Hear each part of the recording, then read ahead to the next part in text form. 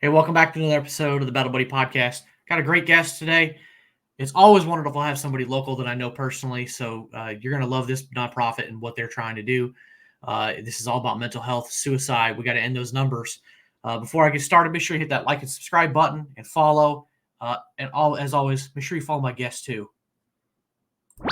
Welcome to the Battle Buddy Podcast with Keith McKeever. Welcome to the show, Lee. Hey, how's it going, Keith? Yeah, great. It's absolutely wonderful, man. So go ahead and tell us a little bit about yourself first. Okay, sure. Some of your military story, your backstory, all that stuff. Definitely, yeah. My name's Lee Dyer. I was one of those lucky guys that graduated from high school and realized that I didn't want to do anything that was around the area kind of deal. My dad was in the Navy way back in the day too, so that kind of had that little bit of pride to it or whatever. So I went down to the local recruiter's office and I was like, hey, what can we do? And they're like, yeah, we'll give you the whole world, like 9 yards, like, these bonuses, all that kind of stuff. I'm like, yeah, that sounds great. So I went up, signed my name to it. And then, I just, enjoyed myself while I was in, did a few years in, didn't really get anything too battle heavy or anything like that, thankfully. Did a lot of electronics back behind the scenes, working on missile systems and radar and, all that fun electronic stuff. Got a lot of really good experiences out of it too, of course. It just was a really, really great experience. And I mean, even though I don't think it was like, I never did make it a career, I think that little bit of structure, especially being an 18-year-old punk coming out of high school, like thinking I knew everything and all that kind of stuff, was kind of nice to have them kind of help me get some structure and some discipline in my life that I really needed. So I think there's a lot of people that can say that. Almost everybody goes in when they're pretty young. We all need a little bit of that reality and reshaping of our lives a little bit. We all get it to some degree. So I know, if you want to join the military to see the world, the Navy tends to be the place to do it. Yeah. You have to give a lot more opportunities. So what ship were you on a ship, or were you land based? What kind of places did you go to? I was one of the lucky guys in the Navy that never went on a deployment. How crazy is that, huh? No, we just stayed right there. And I was in Chicago for all my training, and then I went to Norfolk, Virginia, and finished everything out there. Ended up doing some actual teaching, and just really kind of enjoyed the life of a military, non-military. I don't know. It felt like I was a civilian working in the military, but obviously we still had all the guidelines and uniform, and I had to muster every morning, and there's a little bit more strict guidelines with it, of course, being military based there. But yeah, we got to work with a lot of civilians. Got to do a lot of work on some of the programs that the Navy was using at the time, which they're not using them anymore. But at the time, it was kind of a cutting edge. Like, this will be a great new thing. And so it was kind of an interesting experience for me, as opposed to some of the other buddies of mine that went in and just went straight to like 3-4 deployments overseas and all that kind of stuff. So spending their entire time, with the hot swapping, or whatever the term is, the hot bunk or whatever, sharing your bed with other people, different. As an airman, that was one of those things. I'm like, no way, that would be so uncomfortable. I toss and turn too much in the middle of the night. I had this fear, like if I would have joined the Navy, I would have been the guy that got stuck in there somehow, because it didn't look like there was a whole lot of space. No, there was no space at all in those ships. Like I was actually married at the time, and my wife was on the Theodore Roosevelt aircraft carrier, so we went up on there all the time to hang out with them and stuff like that. And even being a giant, I guess, aircraft carrier that can hold like up to 6,000 people on it, but I mean, you're hitting your knees everywhere you go, your shins, because like the holes are just like this, like it's not a whole doorway, right? It's just this like little porthole that you can close up every time. So between smashing my head on everything and hitting my legs, like I was definitely way too tall. Yeah, you're a pretty tall guy. I mean, I'd imagine you'd have to like completely bend over and have to go through some of those. Dude, some of them, yeah. Like, are trying to climb up a little ladder. Like, they got this tiny little ladder, and you're just like, oh, I don't even fit, through this thing or whatever kind of deal. Yeah, I don't suffer from claustrophobia, but that would still be too much tightness. Oh man, well, especially when you get to that point where you've been out there for 6 months, right? And all you see is gray and blue, like gray for the ship side and blue for the water, and you just don't see anything else. Like, that would definitely have been a little more taxing, I think. Yeah, no other color combination, nothing else. Like, your eyes get used to it.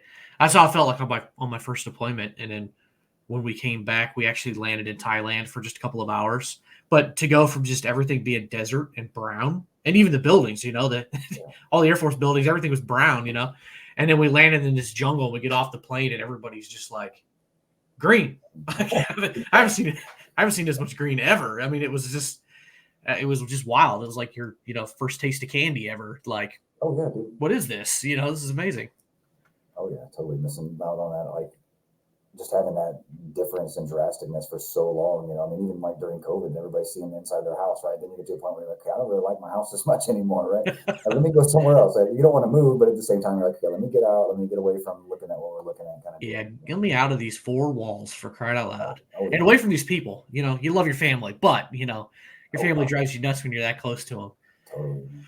Thank goodness we're past some of that stuff, but Oh yeah. um, you know, I know the pandemic probably kept you kind of busy. I don't know some of when you guys actually started your nonprofit, but you've got a wonderful nonprofit that we want to highlight here, and you're just kind of operating in this area here in Central Illinois, correct? Correct. Yeah, for now. I mean, Yeah. obviously, Okay. our ultimate goal is to like spread out to the world and to the country or whatever. But we kind of felt like the best place to start is in your own backyard. So we kind of thought that would be where we would go. It's closer, local. We had connections with some of the offices here in the area, and it just made sense to kind of stick to that for now. Absolutely. I mean, that's what community is. You start with your local community and build out. So, but your nonprofit, unfortunately, you guys got your start because of something tragic. It's something that we as veterans see, to say way too frequently is a massive understatement. But it's your name is because of this person. So who was John? Just give us some of that backstory. So John was my brother-in-law, my wife's brother. But he's the kind of guy that when you first met him, he was like your brother instantly, kind of deal. I think being in that, because of the fact that we both had that military background, kind of made a big difference for it. Just because when you're in, you know, when you're in a, I never went to a foxhole, but when you're in a line of duty with somebody else, like that's somebody that could be responsible for your life. So you make that connection, right? And so John and always just, he kind of made it so the point to like make it that connection with everybody that he was around. Um, he served for 18 years in the Army, actually, between reserves and active duty. And he actually had just gotten back from, he did 2 tours over in Kuwait. He handled a lot of like drones, a lot of like communications, trying to get some of that kind of intel type stuff that he did. Mostly like unmanned drone piloting, trying to pick up radio signals, phone calls, like at least a little bit that he could tell us, anyways, of what he did while he was over there. But he came Yeah, it back. sounds like one of those jobs you can't say too much. Yeah. He's like, I got to play, I got to play these cool remote controls and fly planes around. But then when you started talking to him, of course, then he just kind of got real quiet and was like, yeah, so how about them Bears? Or, trying to change the subject deal, of course, which I kind of figured that much, from having my experiences was top secret information that, I can't really share that, unfortunately. Um, but yeah, he came back from 2 tours and he kind of had this whole, like, he had 6 months off, right? Had all this leave built up just because he just went straight from like one tour of a year, came back, was like here for like 2 weeks, just enough to get debriefed, rebriefed, and then head back over there, kind of deal. And so then I think that might have been really what kind of put a lot of stress on him, was the last tour. Like, he was trying to do it to kind of make a little extra money and just kind of help set things up for his family, which was great. But then when he came back, he talked even less, about military stuff than he had before. But he seemed like he was doing really well during that time frame. And then he actually, at one point, actually he got out of the Army, wasn't going to go back, then changed his mind, decided, what, he's so close to the 20-year mark. He's like, I'll just go back in as a reservist. So he went back into the reservist. Things were going really well. And then, unfortunately, one day we came home. Actually, my wife's sister went to go get him because he didn't pick his son up from school one day. And he's the kind of guy that, like, he could very easily take a nap in a park somewhere. He kind of just wasn't like the best on time management or whatever. So we just figured to go wake him up, or he was asleep. And unfortunately, she found him committed suicide at that point. And it just kind of really, I mean, it's just one of those shocking, unexpected ones, And I think a lot of it, I'm finding that a lot of these military guys, it can get that way just because some of the strains that they're putting through. We've been trained in the military, like, don't ask, don't tell, be strong, hide all your emotions. So like when you're out in the field of battle, you get used to that. And then you come back around people that care about you and want you to share those things. And you just innately built to not share that kind of thing. And we found out that during that time frame too, that he had been trying to get help through the VA. And the VA, they do the best they can, right? Not any organization is perfect, but unfortunately with the VA, sometimes they're just so big and there's so many veterans that are trying to get services and they only have a limited budget that he was waiting like 6 weeks, I think, was when we found out that, he was trying to meet with somebody. It just was one of those things where it just took way too long and it crushed us so much. We didn't want to see anybody else go through that either. So that's where we decided that we were like, why don't we just start a foundation and why don't we just try to raise money and provide free counseling visits for veterans? Because another one of the stigmas around that too is like if you go to a doctor, that can go down on your military record. And unfortunately, in the military, if you have any kind of mental health things on there, like instead of them helping you through it, they assume that it's like a liability a lot of times, and they'll just release people from the military for, mental health disorders, things along those lines too. So this gives somebody the ability to have somewhere safe, somewhere local they can go to. It doesn't cost them anything. They do have to provide information with the clinic and stuff like that, of course, but it doesn't go anywhere near the military record. It doesn't have to be shared with anybody unless they want to. It's all the same HIPAA and privacy, compliance that you would get going to a regular doctor. But we just wanted to make sure that there was an avenue that if they needed to see somebody, that they didn't have to wait 6 weeks to do that.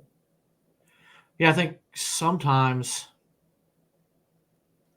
we have a tendency to let the stuff just pile on our shoulders for so long that you just kind of just let it pile there. And I think some people just let that go too long, or it gets to a point, then they call the VA, and then, unfortunately it's 6 weeks. Because I agree, they have their purpose, they do their thing, but there's a lot of red tape. There's a lot of steps to jump through. It's not easy. It's not immediate.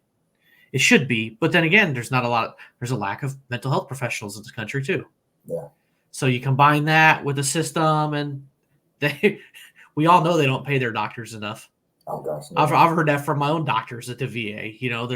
I'm on five primary care team doctors. I'm on my fifth one in 11 years.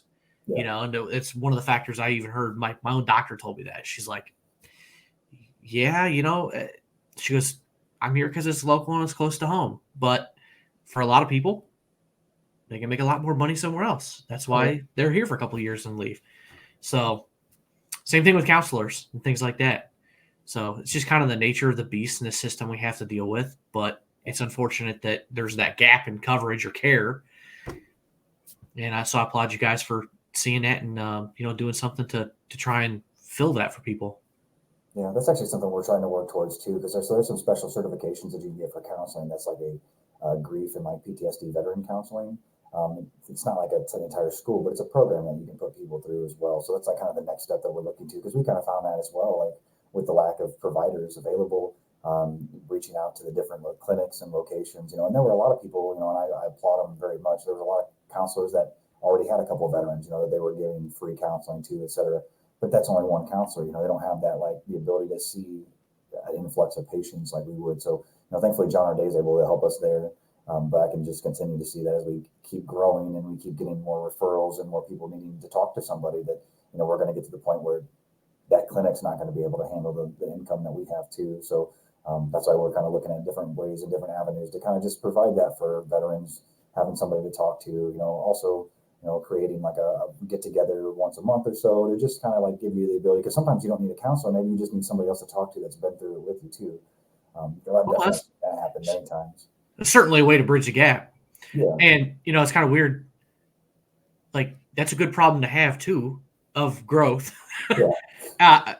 I don't know. It's weird. Like, you don't want people to have problems, but people are always going to have problems, but you want to be able to grow enough to be able to support more.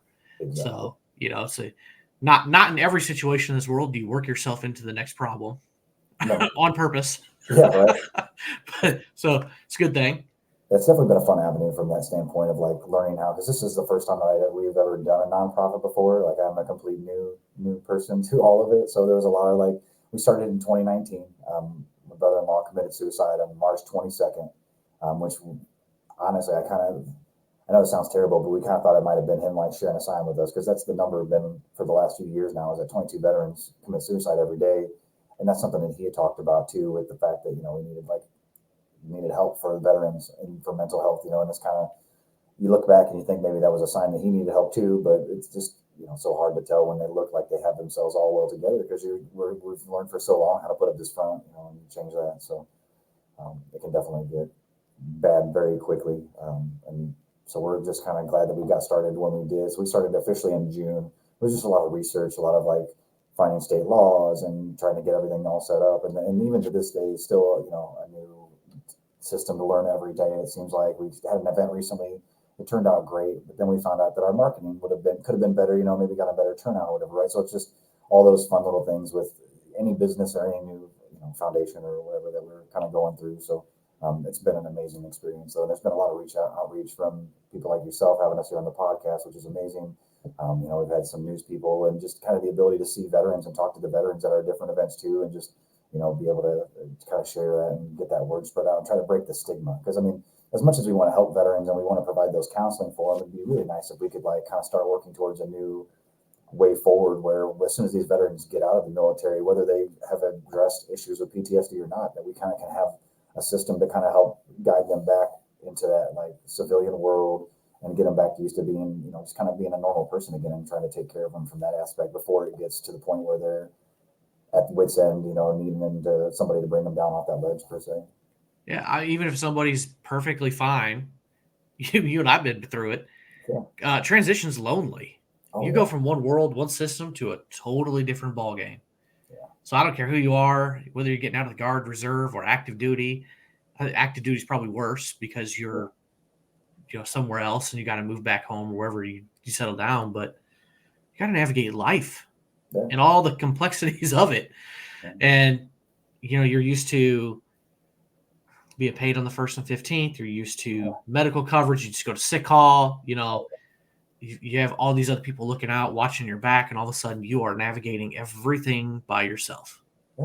And some of these guys have done, having done deployments and been away from your families long enough, then you kind of are around your family more. And it's a great thing. Don't get me wrong. It's a good thing to be around your family more, but learning to interact some with your family and your children that, if you don't see them for a year at a time, a lot happens in a year, especially when you're small kids, right? A year of growth is just huge. So even just simple things like that, kind of helping them to transition back to how to, not that they're a bad parent, but just tasks and ways to learn to be better parents, learn to handle some of that stress better, things along those lines too, are always plus. And even being healthy, it's still, the stigma seems like it's, if you have to be sick, right? Or you have to have something wrong with you to talk to a counselor. But I feel like I'm a pretty healthy guy, not perfect by any means, but I still talk to a counselor on a regular basis at times, just because there are certain things in my life that, as much as I'd love to be great at everything, I'm great at some things and I'm not so good at other things. And so that's kind of helps me bridge that gap of how to not only deal with not being good at it, but then also ways to work through some of those, issues or confrontations in life that we come across. Oh, absolutely. I started seeing a counselor myself a couple of years ago, and, just the tips and the tricks and the advice. When I first started going, I've shared this with a few people before. One of my problems was my kids were being homeschooled during the pandemic, and they would come in here and bug me all the time. So if my concentration would get, off of the email that I was trying to send or whatever task I was doing, that break in concentration would just be, I'd just be like, what do you want again? Every 5 minutes. I don't know how teachers do it, by the way. Oh, dude, I don't know. But my counselor was like, do you have a lock on your door? And I was like, yeah. She's like, shut and lock the door. And I was like, okay, well, that's interesting. Then she goes, do you have a whiteboard? And I said, well, ironically, I have 2 whiteboards that are sitting in the storage room. She goes, hang one of those on the wall, put some markers there, and tell your kids if they have something for you to write it down, right? Is it a math question? Is it an English question? Whatever. And then come out of your office every hour or something like that. So, which was funny, putting it into practice lowered my stress level. And this was just simple advice from a counselor, just one example. And it's my example, but I would go out there and I realized that 70% of the time it was my youngest just wanted to write, I love you, Dad, on the board. Yeah. He just wanted to come in to see me. He was just wanted a distraction from his class. Yeah. And the door was open. So he would just come in to see me. And then eventually it just got to the point where he would slow down and focus on school. But, counselors can help you in so many different ways that you don't even think about. Yeah. And we start talking about your problems and what what bothers you. And it's that's one of the things I told her. I'm like, that really bothers me, and that doesn't happen now. Kids are back at school. Thank goodness. Right. Not today as of our recording, because it's parent teacher conferences. Oh, of course. That's still those few days where you got to deal with them, but that's the joy. Yeah. At least it's not the whole year. Thank goodness. Yes. Yes. The things we never thought we'd be having to do in our lives, but goodness, right? Yeah, I never thought I'd be a teacher. I'm like, no, I'm not good at teaching, and then sure enough, there you are. I'm like, oh, hey, what's up? Yeah, well, we always life changes, right? It just comes at you and you just deal with it. So that's what helps with counseling too, because a lot of times, like you said, we let things build up, right? So if you wouldn't have addressed that, you could have gotten to a point where you started having little resentment issues towards the kids or whatever, right? Not anything bad or whatever. It just kind of, and then it builds up, right? So then you're driving, all of a sudden somebody cuts you off in traffic, and you're already stressed from the fact that you've been dealing with kids all day, and then you just, it just escalates, right? And we don't realize how much that changes. So even going to see a counselor and just a couple little things that you didn't realize were even causing you so many issues, and then all of a sudden you take care of those, and you're like, dang, you know what, life, like you get a big problem coming your way, but you're like, you know what, it's not that bad because I don't have all this other, like 3 or 4 other things that I've been dealing with and holding on to at the same time too. So Yeah. Well, I've always had this growth mindset, I guess, maybe the key word for it, but I've always had this idea of like, I don't want to get stuck in my ways. I want to continually challenge myself to do better, be better, whatever, in many aspects of my life. But what I realized going through the counseling, realizing things was, there was things that I had blinders on that I didn't realize that I dealt with this in a negative way or whatever. But when you can talk those things out and you can take those blinders off and realize it and then get the skills to go past it, by shutting my door and locking it allowed me to focus and concentrate more, less stress, which I certainly hope turned into better results for my clients or whatever job I'm working on. So like there's this compound effect of just taking care of yourself.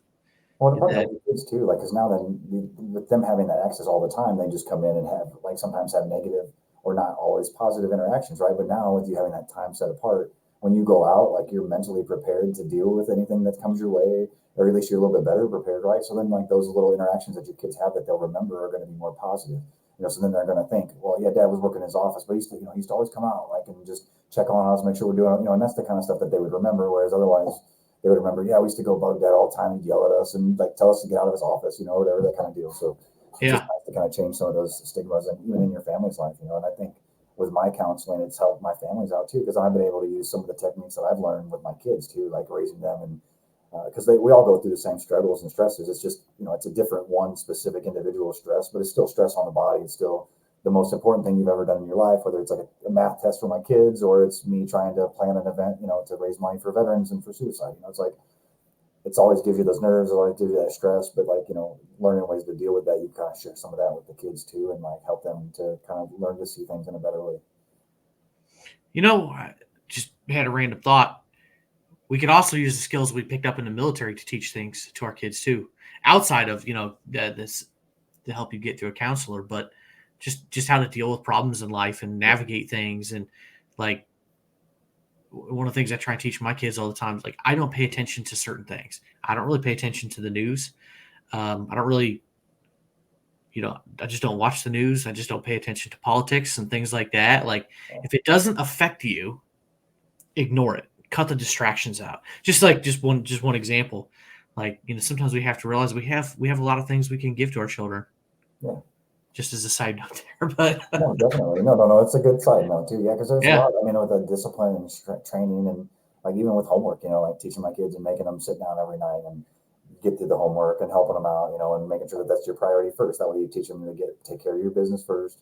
Then you can move on to the fun stuff, and then if you can kind of help prioritize and change that, then that'll help take a lot of stress out of their life because they've got the better ways to handle that too. Whereas, us having to learn it on our own or learn it from a counselor, we can kind of share that wisdom with them too and kind of help them out along the way. Absolutely. So, back to your organization, Fuller Life Foundation. You kind of alluded to some future plans, but what other kind of plans besides, making the whole thing blow up and go national, I think more medium term. No, for sure. So for short term, so this year we were successfully able to we did a 2.2 mile run walk in March. We didn't get to do it on the 22nd because that fell on like a Tuesday, and nobody wants to get up at 6 o'clock in the morning on Tuesday when I got work and stuff like that. So we did it on the 19th because we wanted to do it before to kind of give that recognition of the 22nd of March, not only for our brother, but also for veterans and suicide awareness. So that was really great. We got a lot of veterans came out. We actually had a group of guys that came out, put on full packs, like they loaded it up with like weights and stuff like that. And like we had like 4 or 5 guys like running boots and packs, like doing this run kind of deal just to show that like solidarity for another brother and stuff. So that was great. And then we also did our little event this year as well. It was like a celebration, kind of some live music and just some good food and things like that too. We did that the first year actually after John had passed away. That was our first event we ever did. Went off really, really well. But then of course COVID hit, so that took a couple of years of our time to kind of like, which was actually really good because it gave us a couple of years to sit back and just really look through like, okay, what do we do in the past so far? What do we want to do going forward? And we had all this time to plan and prepare. So we're going to try to open up a golf outing as well this year, the upcoming year too, just so we can try to raise, our goal is to obviously raise funds because we have it set up through John R. Day Associates here in Peoria. So if you're a veteran listening to this podcast and you're in the Peoria area, you can either contact us at our website or through our Facebook page, or you can just go directly through to John R. Day and Associates there in Peoria, and they'll make sure that they get you all taken care of and you can talk to somebody. But we just want to continue to kind of grow that. So we're looking at doing, we had a situation. So when we first started as a foundation, I'm big into EDM, electronic music. And one of the DJs that I was working with, which I unfortunately can't talk about now because since things have happened in life, and unfortunately some guys seem great on paper and don't end up being great. But anyways, needless to say, they had a non-for-profit. And so we applied with we're a brand new foundation. We applied and they gave us like $1,500 just to like cover. We said, this is how many visits it would cover for a veteran. And so they paid for like 10 visits for a veteran basically with it and just gave it to us, helped us out, gave us some promotion on their website and things like that. And that kind of got our start on the setup for it. And that's really what we want to try to do though, is then they also provided us with some free health visits through like BetterHelp. There's a lot of other organizations on there online that we can help veterans all across the country for a good price too. So that's kind of what our next goal is, not to like blow up to the whole world, but at least to provide some online visits. That way you're not pigeonholed into, okay, now I got to go to an office, because there's some stress and some like deterrence that might come from that. It's like, okay, this is a stranger. I don't know who they are. Now you want me to go in person and like be there right in front of them next to, talking to them. And so we're kind of hoping that maybe the online counseling process will help too, because they have text messaging available.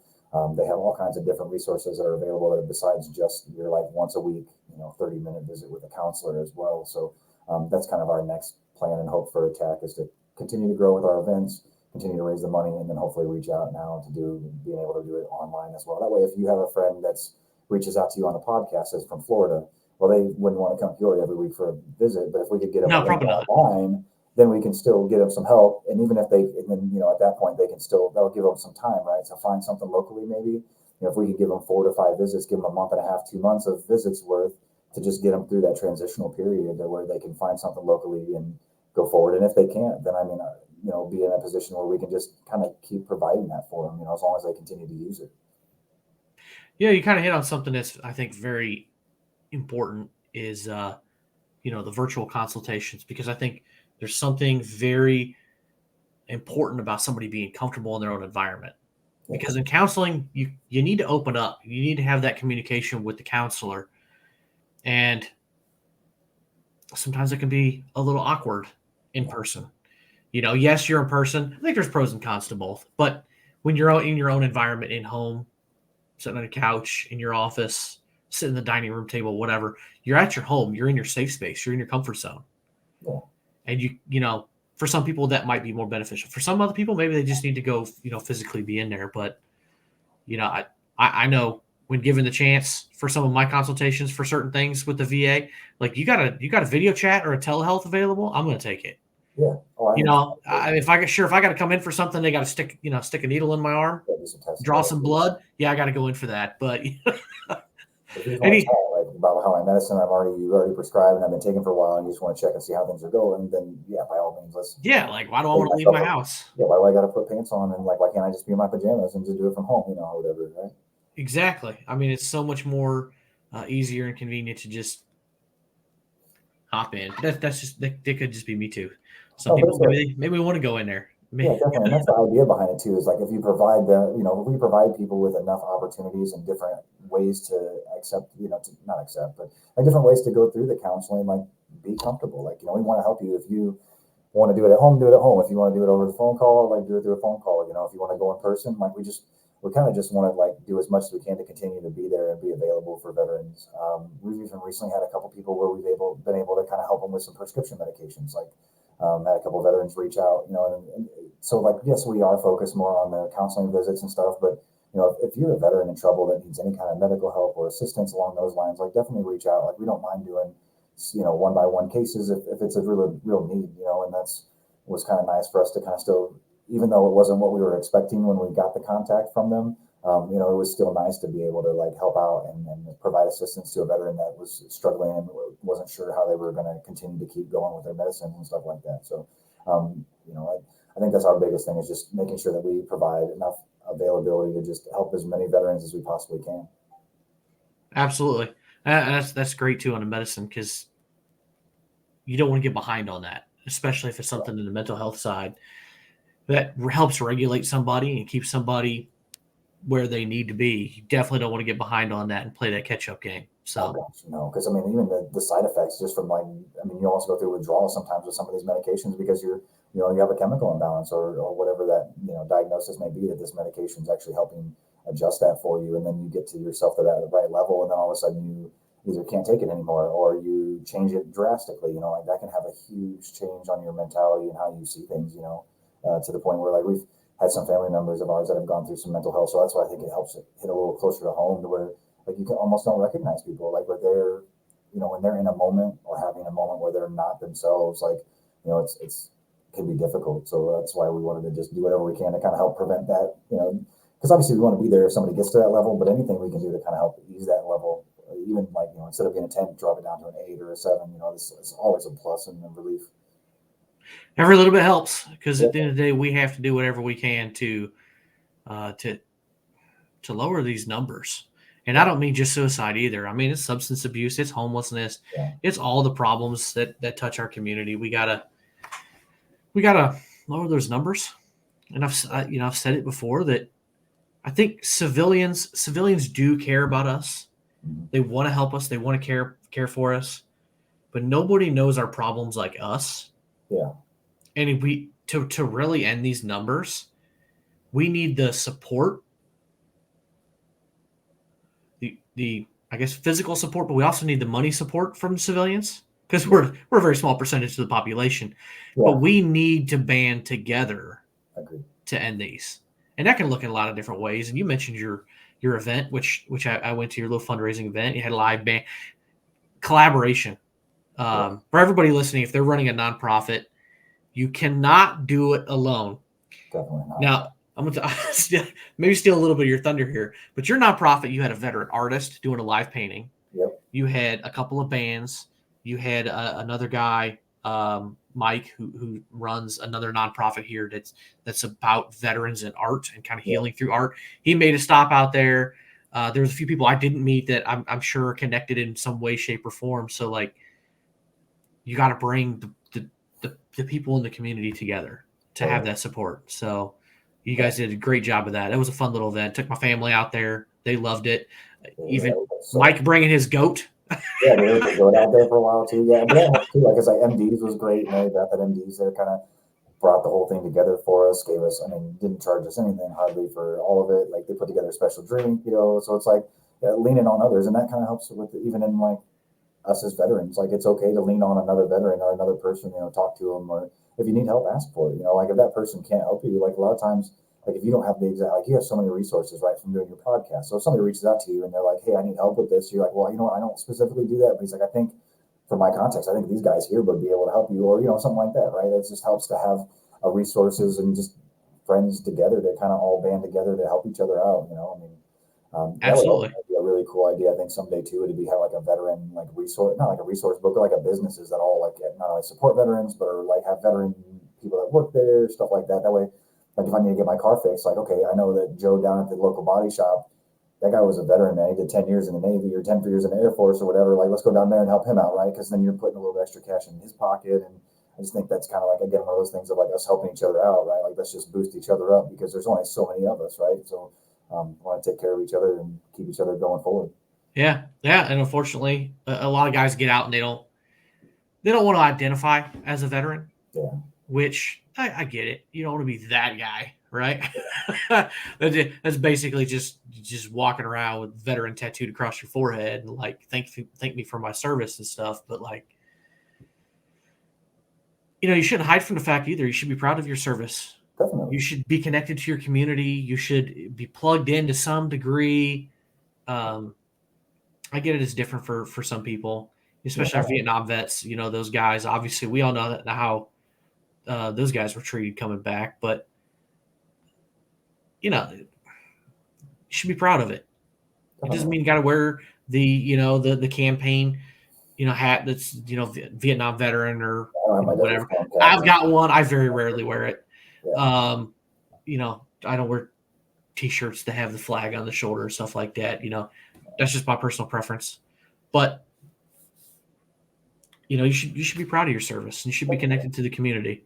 I mean, But no I matter think what we you do, lose. whether it's if you're shooting a gun or you're running paperwork, I mean, like every part of that is so important with the military, and it's like kind of teaches you how that like final oil machine works, right? Like it's all the parts and cogs have to work together to get a deployment set up and to get everybody out where they need to go, and take care of the business that we're sent out to take care of and stuff like that. So kind of helps. And that's where I think if we do something along those lines too, it might help because veterans are already used to that, right? They're already used to having to deal with so many different departments and stuff like that, from the VA to when they were in the service, all that kind of stuff. Like if we could set up something similar to that and familiarity to it, then that would kind of help maybe bring them into it a little more.